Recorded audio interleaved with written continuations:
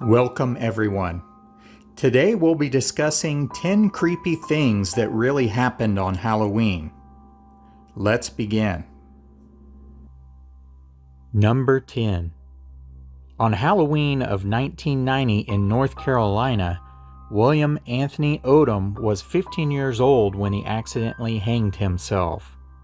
He was staging a gallows scene in the basement of his haunted house. Number 9. On Halloween of 1981, a couple was murdered in their home in Manhattan. They were severely beaten and then shot in the head execution style. Then their house was ransacked. Their murder was thought to be related to drugs. However, word from a prison informant turned the case on its head. Inmate David Berkowitz, the notorious son of Sam Killer, predicted the murder weeks before it happened. He gave an eerily accurate account of what was done to the slain couple's apartment, but could not have perpetrated the murders since he was incarcerated. So the case remains unsolved. Number 8. On Halloween of 1977 in Lawton, Oklahoma, 1-year-old Nema Louise Carter went missing from her cradle. Since all the windows were locked shut, it was believed that her abductor was hiding out in the closet. The child was found about a month later dead inside a refrigerator in an abandoned house nearby. What makes this case even freakier is that the previous year, 3-year-old twin girls went missing in the same town. They were lured out of their house and then trapped into a fridge. They were found 2 days later, but only one had survived. The surviving child, Tina Carpenter, identified their babysitter, Jacqueline Robideau, as the kidnapper, but the accusation never led to a conviction because of the child's age. A year later, Jacqueline Robideau was Nema Louise Carter's babysitter. She was a suspect once again, but there was no evidence. Years later, she was charged with the Carpenter child's murder and served a life sentence, but never admitted to the murder of Nema Louise Carter. Number 7. On Halloween of 2005, locals in Frederica, Delaware thought that their neighbor had reached new heights with their Halloween decorations. A body hanging from the tree in the garden was thought to be a decoration for the house before it was realized that it was an actual person. Number 6. In the run-up to Halloween in 2012, a 9-year-old girl was shot outside her home during a Halloween party by a relative that thought she was an actual skunk. She was dressed in a black dress, black and white hat with a tassel on top, which misled her shooter. The child was shot in the shoulder, arm, back, and neck by her cousin, and she was rushed to the hospital to be treated. She lived but sustained serious damage to her internal organs and spine. She also had to undergo tests for lead poisoning. Number 5. On Halloween of 1974, Timothy O'Brien was 8 years old and doing what every other child was doing at the time: trick-or-treating and eating Halloween candy. But the candy that Timothy ate was spiked with cyanide, and it led to his death. This created a mass panic among parents nationwide who wondered if their kids' candy was also poisoned. But an investigation ensued, and it was found out that the father was the one that spiked the candy. He was motivated by a huge life insurance policy that he had taken out on his son. The father, Ronald, was executed in March of 1984. Number 4. On October 31st, 1979, an unidentified body of a young woman was found in a concrete culvert. This happened near I-35 just outside of Georgetown, Texas.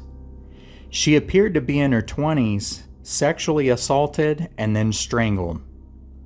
She was nude, and the only clues to her identity was a silver oval-shaped ring on her hand and then orange socks. Since she was never identified, her nickname became Orange Socks. Years later, serial killer Henry Lee Lucas confessed to the murder of Orange Socks. Further investigation determined that Lucas was likely in Florida on the day Orange Socks was murdered.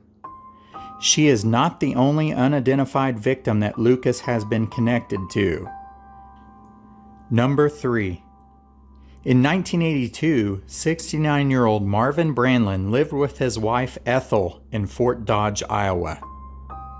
On Halloween, they were handing out candy to trick-or-treaters who came to their house. At one point, a masked man came to the door. He said, "Trick or treat, give me your money or I'll shoot." The couple thought someone was trying to pull a prank on them, and Marvin tried to remove the mask, but the man wouldn't let them. Instead, the masked man entered the house and pulled out a gun. He demanded that the couple take him to the basement and give him all the money that they had stashed in their safe. Marvin was suspicious that this was a friend or a family member. He tried to grab the gun, and the intruder shot Marvin in the throat. The intruder fled the house, leaving the mask behind. Ethel was so traumatized by her husband's death that she died only a few months later.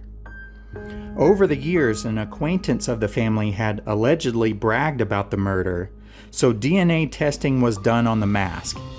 But there wasn't enough material on the mask for an adequate test, and with lack of evidence, the murder officially remains unsolved. Number 2. Chris Jenkins was a 21-year-old student from the University of Minnesota who visited a downtown Minneapolis bar on the night of Halloween 2002. After leaving the bar around midnight, Chris vanished without a trace. He remained a missing person for 4 months until his body was discovered in the Mississippi River. Since Chris was still wearing his Halloween costume, all indications were that he died shortly after leaving the bar. He was heavily intoxicated, and authorities believe that he drowned by accident or suicide. However, his parents refused to believe this and pressed for a more thorough investigation. In 2006, it was reclassified as a homicide. While the authorities withheld specific details, they claimed an incarcerated suspect told them he was present when Chris was murdered and thrown off of the bridge into the river. The police believe this man's story to be credible, but no charges have ever been filed. One theory is that Chris Jenkins could have been a victim of the mysterious Smiley Face murders. During this time period, approximately 40 male college students in the United States were victims of bizarre drownings. In some of these cases, unexplained smiley face graffiti was found nearby. This led some to theorize that these were all connected. They thought the young men were drugged before being thrown into the water to make it look accidental. No graffiti was ever found in connection to Chris Jenkins, but the similarities are there. Number 1. On Halloween of 1975, 15-year-old Martha Moxley's body was found in her family's backyard underneath a tree. It was believed that she was killed late in the night before. She was beaten with a golf club with such force that it was shattered into 3 pieces. Martha had been at a neighbor and friend's house the night before. The neighbor was Michael Skakel. Even though some evidence pointed that way, it was still thought that it had to be a random attack from some stranger. Maybe they didn't want to believe that Michael could do it because he was rich and he was also the cousin of Robert F. Kennedy. Years later, DNA testing was done and found to be that of Michael's. Michael maintained his innocence of the murder and explained the reason why his DNA was at the very tree Martha was found dead underneath. It was because he had been there earlier doing lewd acts. Police reopened the case after evidence started piling up towards Michael. He was finally put on trial and convicted in 2002. But then the appeals started. The Kennedy family even got behind him. Robert F. Kennedy Jr. wrote a controversial article insisting that there had been a miscarriage of justice. He also wrote a book later on. In November of 2013, Skakel was released with a $1.2 million bond. He had to wear a GPS monitor and have no contact at all with Moxley's family. He also could not leave Connecticut, and he had to periodically check in over the phone. Somehow, he was able to relocate to New York. But in 2016, the Connecticut Supreme Court reinstated the murder conviction. On May of 2018, the Connecticut Supreme Court vacated Skakel's conviction. They ordered a new trial. State prosecutors had the power to call for a new trial. In August of 2018, Connecticut filed a petition with the U.S. Supreme Court to review the decision by the Connecticut's High Court. In January of 2019, the U.S. Supreme Court denied the petition for review by the state of Connecticut. These are just 10 creepy things that really happened on Halloween. Thanks for watching.